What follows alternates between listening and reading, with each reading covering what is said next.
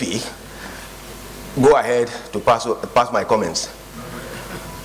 Should I? You can go ahead. Go ahead. Thank you, Mr. President.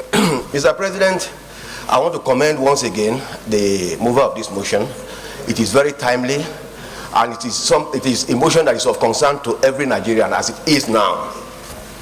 First, the issue of subsidy, okay, is so annoying because we have all along been subsidizing the neighboring countries. Not only subsidizing Nigeria, we've been subsidizing the neighboring countries. Most of the, a significant percentage of the fuel subsidized in Nigeria finds its ways to neighboring countries such as Cameroon, Niger, and other neighboring countries. So it is really painful that we have all along subsidized neighboring countries, when in essence we cannot adequately take care of ourselves. Having said that, Mr. Chairman, Mr. President, sir, more worrisome is the fact that a significant percentage of the fund being used for this subsidy is borrowed, or all along was borrowed. You don't borrow money, you don't borrow fund to subsidize. You borrow money for productive purposes, especially revenue generating projects. Okay? And that has contributed partially to where we are today, where Nigeria is in a state of... Chief Whip, can you keep the chamber silent, please? Chief Whip. Chief Whip.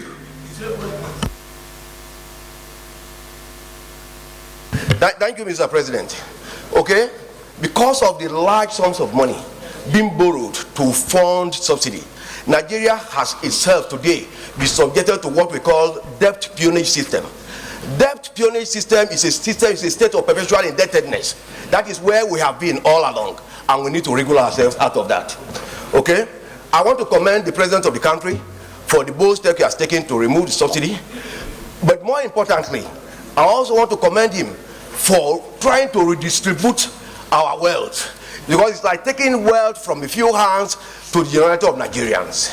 Having said that, Mr. President, the utilization of the savings arising from the removal of the subsidy is equally very important, and that is where our oversight function comes to play.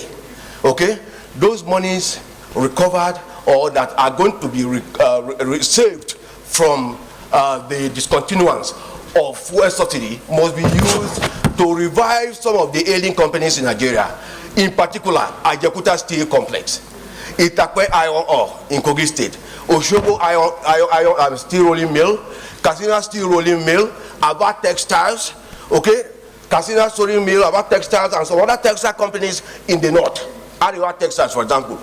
Those monies should be used appropriately to fund those projects, revive those projects. Those projects will create a lot of employment opportunities. They will create a lot of revenue for the government. They will also have potentials for foreign exchange earnings. So I want to wholeheartedly support this motion and the prayers arising therefrom. Thank you, Mr. President. The Senator is